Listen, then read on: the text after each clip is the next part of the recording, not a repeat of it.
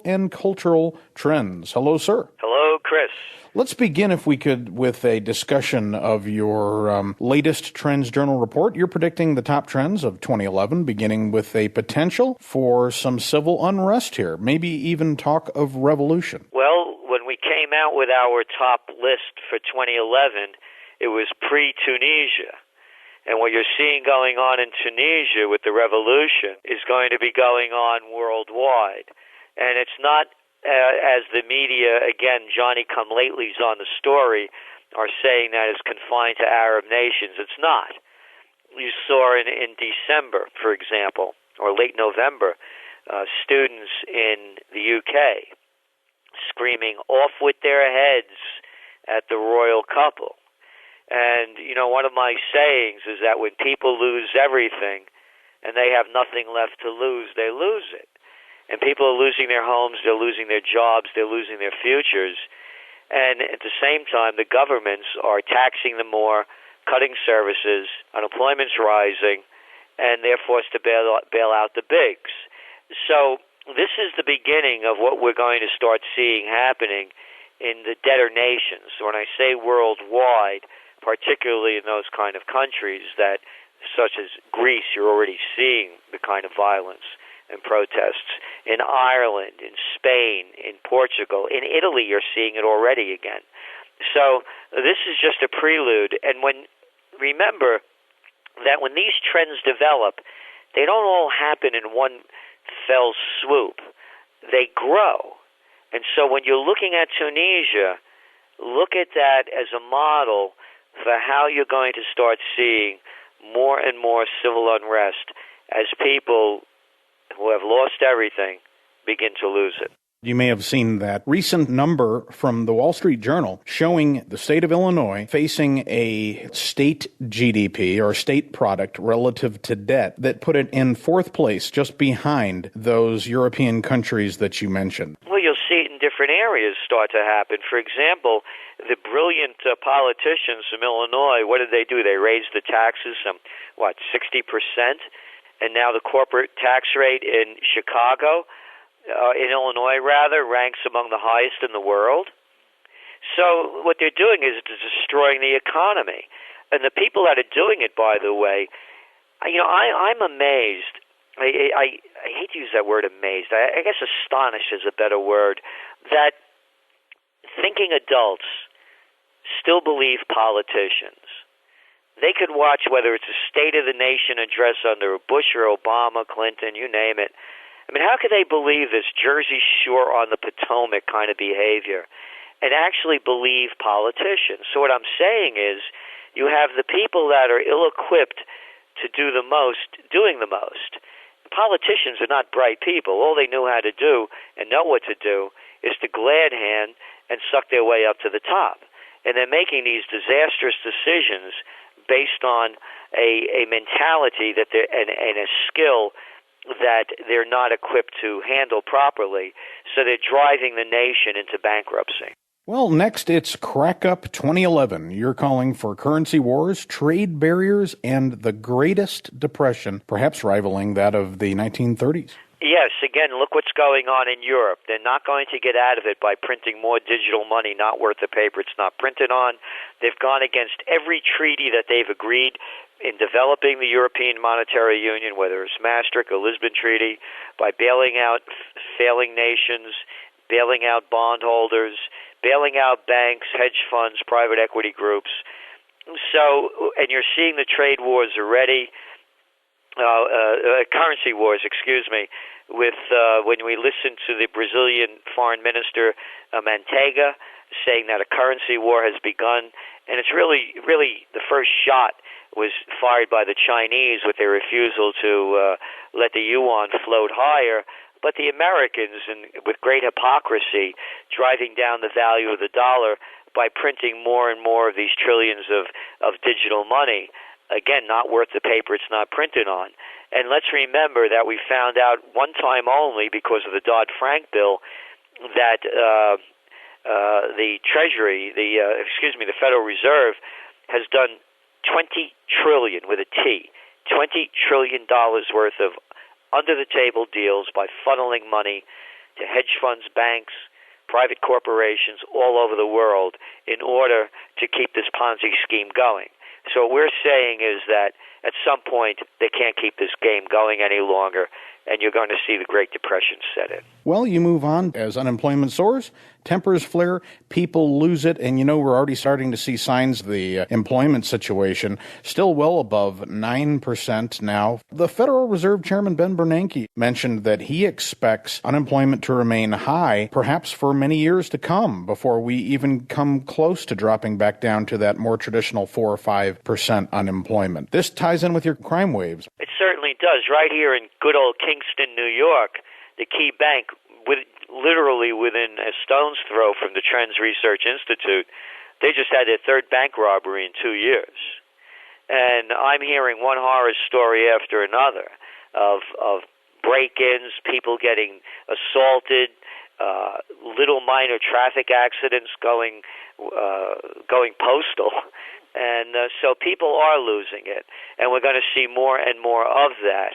And unfortunately, it's going to be a major topic in the 2012 elections. You're going to hear these politicians calling for get tough on crime legislation, but it's really much more than that. We heard President Obama in his State of the Nation speech say that the game has changed, and the people that had low skilled or no skilled jobs aren't going to get high paying ones or good paying ones or living wage paying ones anymore. What the president failed to say is that the major reason the game changed is because thanks to the other Democrats and Republicans, they sold the country out by moving all our production of that type of quality that people could work and make good livings offshore. And not only production and manufacturing, but of course we all know in back office services as well. So these people aren't going to have education. The people with no education, little education, are going to get into the best growth businesses available, and they're going to be joining gangs. You also talk about the lost liberties as this crime wave continues and intensifies. Folks will say it's time to get tough on crime. And, statistically, that backfires. All we do is round up people who actually need help. They go in as young adults and they come out hardened criminals. And this shoot first, ask questions later concept also tends to backfire. George Orwell, 1984, again in the year 2011 here? You're seeing it already. You have drones. They're bringing Pakistan and Afghanistan into the USA. You have drones flying over Miami, Houston, Austin, peering in your windows, following you around. And you know what I want to know, Chris? Who are the people that are watching us, getting off on looking in our windows? And when you're looking at the warrantless wiretapping, when you're looking at all of the civil rights that have been taken away from us under the Bush administration and compounded under the Obama administration, there's hardly left of a constitution to abrogate anymore. So it's going to get much, much worse, and the cops are becoming nothing more than the enforcers of the crime bosses. You look at it. The little people are getting the shaft. That's one of the trends. You break the law's on your back. Go 5 miles over the limit. Go over the double yellow line, have one drink too many. They really clamp down on you. But hey, be a member of the Wall Street mob and rip off trillions of dollars worth of dirty deals. What are you going to do? Get a fine, a slap on the wrist, and not able to trade anymore for a couple of years? So we're seeing it already. They're going to crack down on us harder and harder and keep us subjugated more and more. Shift gears back over to the alternative energy concept that you propose here in the latest Trends Research Journal. And you say that there will be significant breakthroughs in this area. It's an area that I've always been fascinated by, solar, cold fusion. But there's another interesting area. They are extracting massive amounts of petroleum from algae, from our wastewater. They are not only clearing out our wastewater with the algae, but apparently it is one of the best sources of petroleum because that's where most of our petroleum came from. Small, microscopic creatures who died in the oceans millions of years ago, and the leftover results, shale and petroleum. Any comments? Yeah, that is definitely one of them, but the bigger ones are, since we came out with the Trends Journal and in our alternative energy story, there's been a major breakthrough in coal fusion. It happened in Italy, and they did the experiments in front of full press. The media was there, and there's a problem, though. They're having difficulty getting patents on it because our government refuses to make it, give a patent on something claiming to have coal fusion because they say it's not feasible. So they're holding back on the patents. The other thing, there are a number of other energy breakthroughs. And to me, Chris, this is the game changer. The Great Depression doesn't happen. The whole global geopolitical landscape shifts. Would we be in Iraq if the major export was broccoli and they weren't sitting on the world's second largest oil supply? So this is the game changer because you're looking at putting in the energy that's coming out is far greater than the energy going in. They're liberating much more energy than they're taking than they're producing. So this is really the game changer. It's all spelled out in the Trends Journal in the alternative energy section, and this is also going to be the greatest investment opportunity of the 21st century. This is as big as the discovery of fire and the invention of the wheel. Go back to the 1990s. We're in a recession. What got us out? The Internet revolution. Our whole lives are different.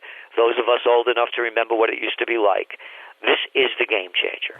If we did have a sudden source of energy that might sit in just a little briefcase or a box and plug it in and no more need for natural gas at home, no more need to pay large electricity bills. But, there is one little issue there with regard to petroleum, at least for the next 5 to 10 years, and that is that we still have a fleet of about 1 billion cars. They run on gasoline. So don't you think that this is great news, but in the near term, meaning 3 to 5 years, it's just not going to put a dent in our energy needs? It won't put a dent in our energy needs, but it may develop that productive capacity for us to start making things in this country that are or we could put our Made in USA stamp on it and sell these around the world. But, of course, I'm Italian, but really I'm an American first. But no, seriously, this could be kind of that productive capacity that would help direct us toward a more positive future. And again, let's remember, when the automobile came, it was a long time before those horse and buggies went away. It would spark an amazing trend in electrically driven automobiles, and we're seeing that trend here, $30,000, $40,000 cars still. But this would bring the price tag way down. You also talk about journalism. You call it Journalism 2.0, and with the World Wide Web, blogging, and related outlets, crossing this international cultural barrier. Look what happened in Tunisia. Part of the revolution happened because it was social networked. And look at WikiLeaks. Look what they're exposing, what a bunch of crooks the world leaders are. That's why they're so upset about this. It has nothing to do with, we're compromising people's lives because these cables are coming out. That's not it at all. They're exposing that the world stage of leaders is one big Berlusconi, and they don't like it because that's their whole facade. And when you look again at these politicians, they look great when they're on stage, but when they're exposed for who they are, it becomes a very different deal. So what we're looking at is journalism 2.0 because the mainstream media has fallen down. They're worthless. They're still talking about Michael Jackson. So now now there's a flip side of this. When will the government shut it down? What sites will they shut down as soon as they begin to be threatened? There is no internet freedom in China, who our government loves to talk about how wonderful they are and all the businesses that are selling out America to do business there. But there's no freedom there. It's a totalitarian communist government. So you're not going to have that kind of freedom there, and they're going to clamp down just like they did on WikiLeaks in this country. Amazon took them off their sites. PayPal wouldn't do business with them. Citibank, or Citigroup, excuse me. So there's going to be a tug of war here, but in the end, we're looking at a whole new journalism. Look, you see it all the time. Things that that you would need a film crew to film people are now taking pictures of them with their cell phones, and they're on YouTube of major events that we would have never seen before. Journalism 2.0 is the wave of the future. It's going to be the greatest investment opportunity because you're going to start finding the next Rupert Murdochs, the next Facebooks, Googles.